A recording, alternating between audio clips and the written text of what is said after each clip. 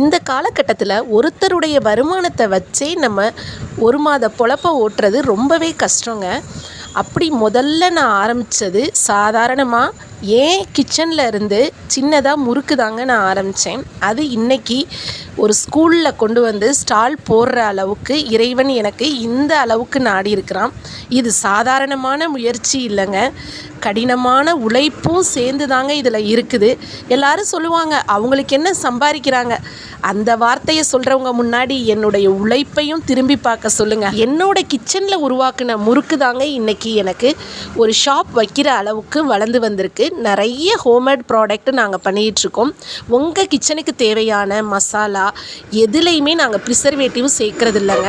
நான் மட்டுமே இதை உருவாக்கிக்கிட்டு இருந்த சமயத்தில் என்னோட 2 பேர் வந்து தோள் கொடுத்து இன்றைக்கி நாங்கள் 3 பேர் சேர்ந்து இந்த பொருட்கள்லாம் உங்களுக்கு ரெடி பண்ணி கொடுத்துக்கிட்டு இருக்கோங்க. நிறைய பேர் எங்கள்கிட்ட ஆர்டர் கொடுத்தும் வாங்கிக்கிட்டு இருக்கீங்க. அந்த கஸ்டமர் எல்லாருக்குமே நான் ரொம்ப நன்றி சொல்லிக்கிறேன். இப்போ கொடுக்குற இந்த ஆதரவு போல் இன்னும் நிறைய பேர்த்தோடைய சப்போர்ட்டுகளை நாங்கள் எதிர்பார்க்குறோங்க.